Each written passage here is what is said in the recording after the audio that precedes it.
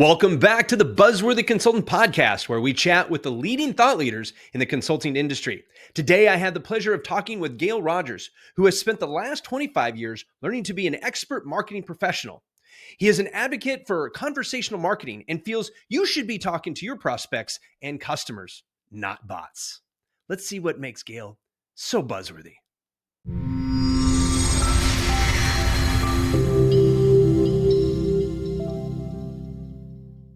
Welcome to the show, Gail. How are you today? Fantastic. How are you? I am doing well. And where are you calling in from? Birmingham, Alabama. Birmingham, Alabama. Oh, you're just south of me. I'm just outside of Richmond, Virginia. Okay. So, there you go. We just moved here about 15 months ago, and it's my first state on the East Coast. It's the first time being an East Coaster. So grew up on the West Coast, spent in California, spent 17 years in Alaska. This is my 8th state that I've ever lived in. So have you been to all 50 states? I haven't been to all 50. I've lived in a bunch. Yeah. But I haven't, let's see, 1, 2, 3, 4, 5, 6. I've lived in 6 states. Yeah, they're doing well. You'd be surprised how many people I've met who've never even moved away from their hometown. So you're doing well to experience the world around you, which I love that. Just for everybody, Georgia was the 49th state that I ever visited. And it was just last year before I turned 51. I needed 50 by 50. And so I went down there to golf right there on the coast. It was a beautiful thing. But we didn't talk about golf. We're not talking about states today. We were talking about marketing. We have 2 marketing people in the room today. This does not happen often because so many bad marketers out there, right, Gail? Like they're just telling us all the things that we want to hear, not the things we need to hear. So today I am going to make a promise to keep Gail honest and tell us what we need to hear. And from what I've, my conversation before the show, I feel like that's what we're going to get today. So make sure that if you like this information, make sure you subscribe to our channel because guys like this and folks like this, I should say, are who we love to bring on this show. So today, before we were coming on the show in the green room today, Gail, we were talking about like the biggest pain point that small to medium-sized businesses have right now. And you said something interesting, like most people they think they have a leads problem when it comes to marketing. But you have a different take on that. I'm going to let you tell it though. That's right. So everyone believes that leads is their biggest issue. And I have this, my experience, the experience that I've had with working with literally thousands of businesses is that they think we perform magic tricks. and we manifest people with money in hand saying, here, take this and just give me whatever it is that you're selling. And I wish it were that way. Like, I wish that was the case. We'd all be billionaires. That's right. That's exactly right. And the reality is that all the leads you probably need already exist around you. You're just not getting their attention and engaging with them and providing them with any value. And it really starts with taking the time to grab attention, right? And that's not necessarily in a circus type of way. Like we don't have to be the all singing, all dancing marketers of the world, but that's the first step is that you need to start engaging with the people that are already in your universe. And because I think about this all the time, is that the people that are in our house, if we walk up to them tomorrow and said, hey, tell me what I do, tell me what my job is, I can almost guarantee you they're going to get it wrong. And these are the people that we live with, right? So somehow we're magically expecting all of these other people to know who we are and what we do and why we're an expert and all the expertise and experience that we have. They're supposed to know that magically. Just magically. It's inception, right? We've planted the seed with our marketing. It's ingenious. I went to a messaging workshop and now we have all the words and the words do all the work. Yeah. Haven't you seen my billboard, my late night ad? Right? I've got the Google ads. What are you talking about, man? That's right. That's right. I've got SEO. I'm like, I've oh, you got do? SEO. I got to get a shirt that says that. Got SEO. Honestly, and you know what's really like recently I went through this whole idea of not focusing on SEO at all, right? Okay. Is something someone said many years ago, and this sticks with me, is what do I rank for that is a visionless question, Yeah. right? What do I rank for this keyword is a visionless question. And I love that. It's always stuck with me. But the us as marketers, we're so deep into this whole idea of like, well, SEO is, that started in 2005. Mm-hmm. We've been doing that for 20 years. Yep. Business owners today still don't know what it is. And that sentence, Marketers today still don't know what it is. that's right. I mean, how are they supposed to know if the marketers can't even tell what it is? I've been doing SEO since 2007. And I was in a room not too long ago with a guy who basically told the group of young, I don't want to say young, like the new business owners, SEO is dead. And I'm just like, what are you telling these people? Like, I agree with you. If all you do is look at what you're ranking for keywords is stupid. Like that's you're looking at tactics before your vision. I totally get that.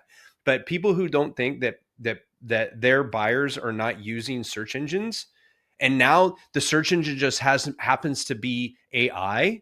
So now you have answer engine optimization instead of search engine optimizations. Like it's just a different name for the same stuff. I had a client, I just was looking up some stuff for like doing competitive analysis. And so I did some research for him. And the AI bot had come out because he was like, what are we doing about AI? I was like, nothing different. I said, you just stay relevant. Like you were saying, like be relevant to the people who are looking for the information you have. Right. So I looked up a keyword to try to find their competitors. Right.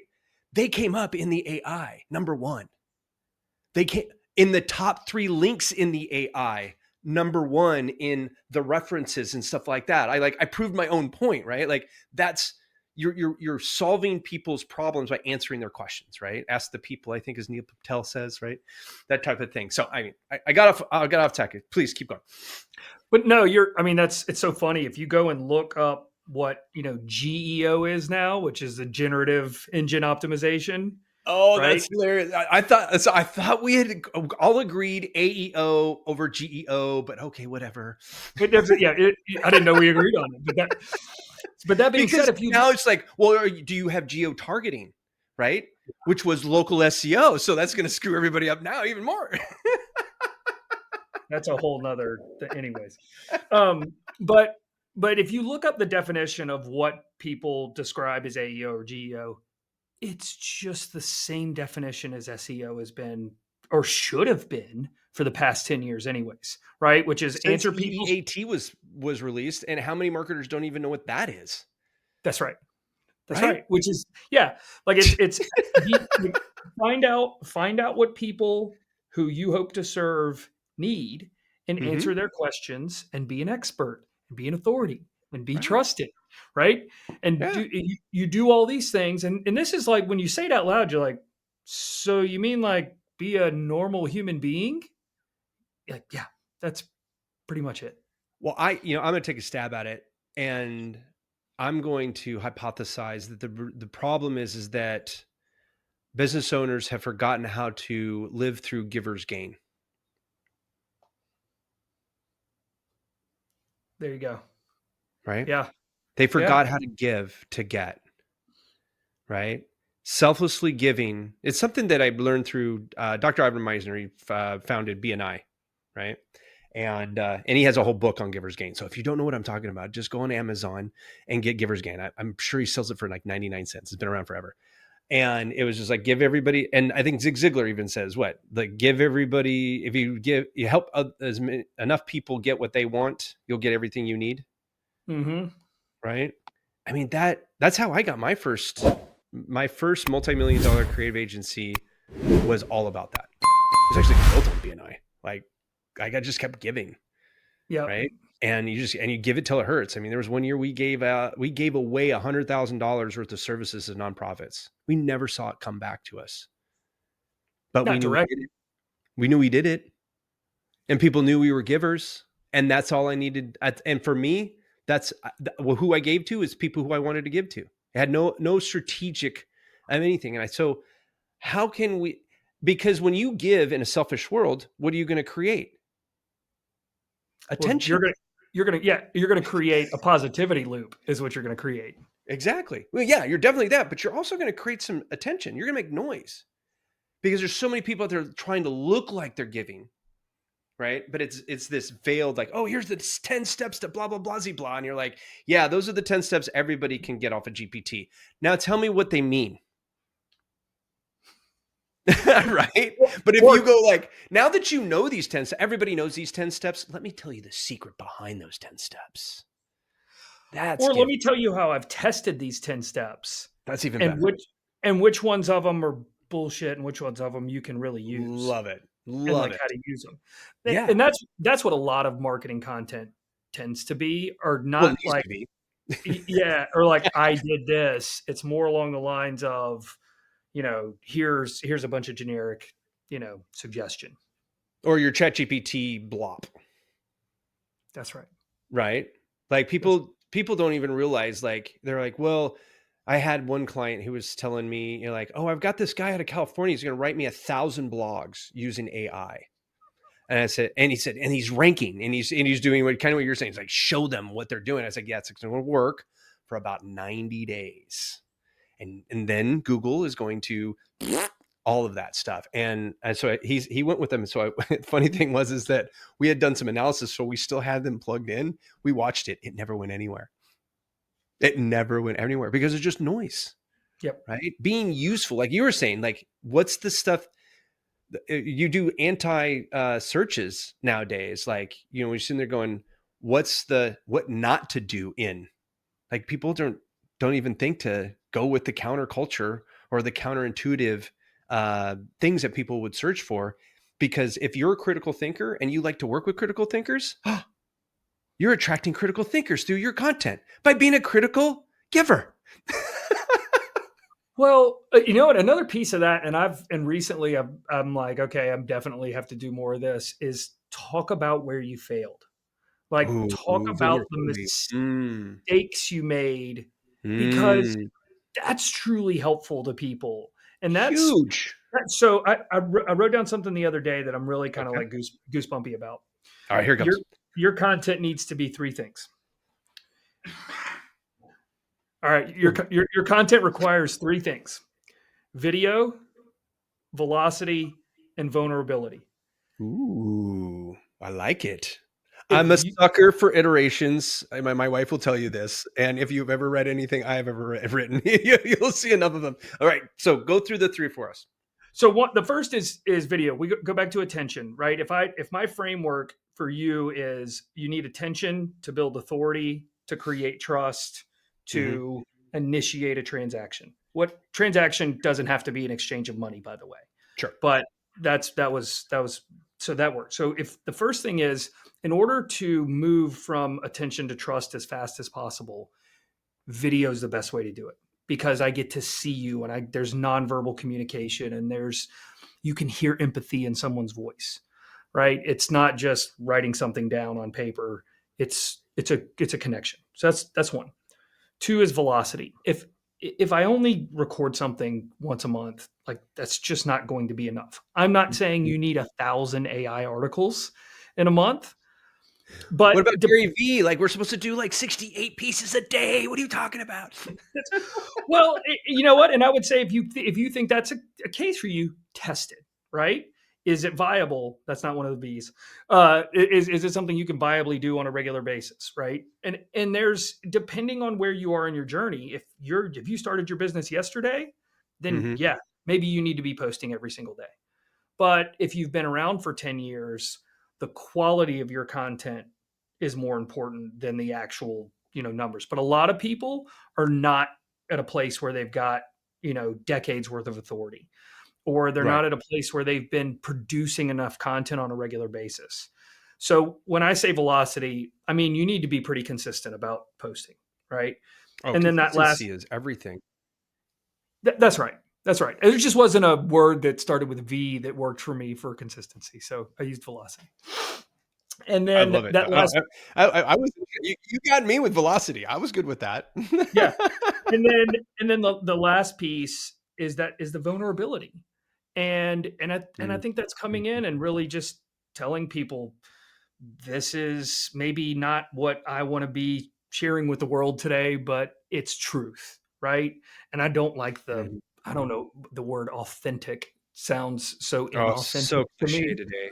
Mm, so But cliche. But be now we have vulnerable. vulnerable, and we're gonna kill Right. that one too for you. Just the next 3 years. That'll be I'll puke when I hear that one next time. So awesome. That's right. You've But started though. It started here. maybe so, maybe so. But if we can but I think if we can put that into our marketing, which is really to say like I tried this and it didn't work and here's what I learned from it and here's what you can learn from it. That's valuable. Mhm. Oh, another V. Another I'm V. killing it today. You got it. You got it. Hey, I've got a I'm not even gonna go into that right there. But this is a great thing about what you're saying though, is that a lot of people then go, okay, well, how long? How long do I have to be producing my velocity, Mr. Tom? And of course, we go, it depends, right? But I think that right, I'm going to answer that one for you because I know the answer to that. Well, and another show. I mean, we could go into like, where do you want to start? I mean, there's all these things that we could be talking about as far as that goes. But I think that people need to realize that velocity, consistency is something that in anything in business, I think that takes at least a year of Yep. being the thing, right? Now you're going to get early wins. Don't get me wrong, right? Because if you're being consistent and you're being vulnerable, right? And you're bringing value, you're going to bring the people in. But the volume, we'll put another V in there, that comes from that. We got the four V equals V. We're on 5V. That'd be the four times V equals V. There you go. Um, but I could probably go with even more than that. But anyway, Mhm. with that though, bringing that volume in is like, so you're like, oh yeah, I've been only doing it, but I've been doing it for 6 months, but I only gotten like 4 clients out of it. It's like, well, that's better than zero. But guess what? It's probably take another 6 months before that four turns into 12. But by the time everything you're doing between month 0 and month 12 to get to where you're starting to get 12 leads a month or a week, whatever you're looking for to do, is the iterations that you're slowly going through and getting better and better and better at bringing value. Yep. I had a guest on my show last week, and he had done a bunch of research on me, which is a great guest. Um, and he basically said, I went to the beginning of your show. And I'm like, uh-oh. Because I remember how bad I used to be. you Yep. know? But that's the thing. And if I had stopped at month 3, one, I wouldn't be as good at orating my message as I am today. And that's another thing we get is practice in that Hmm. testing. You'll always be testing, you know? Hmm. And I feel that everything you're saying is also market research. All of it. Yes. All of it, right? Yep. And the thing that you thought was a one off is the thing that like all of a sudden you're like, how the hell does that work? And the thing that you put all the time and energy into that you're like, this one's going to kill, and no one touches it. And that's just, and you can't, and until you actually do it yourself, right? And to your point, like the practice and all those things, it's what's the quote?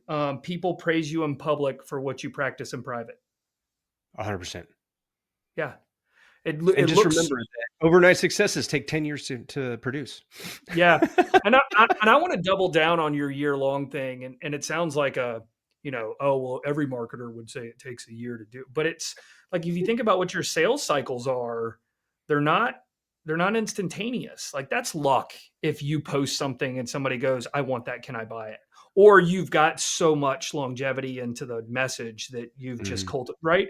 So if you're starting tomorrow, and you haven't been consistent and you haven't been sharing the value at velocity with vulnerability, if you haven't been doing those things, then it really is going to take you 8 months, right? At Hmm. Hmm. least before you start seeing that consistent sort of like, okay, I see where this is going now. I see how this is kind of happening. And there's just, it's putting in the work, it's putting in the effort, and it's showing up and doing it all the time. And I know everyone wants us to turn a light switch on and it rain leads, or, the people showing up with cash to buy right now. If I had flipped the switch right now, if I had it for you, but it's just not there. And so we have to go with exactly these things we're talking about is, you have to get attention to the people you hope to serve, and you have to show that you're an authority, build their trust to lead to the transaction.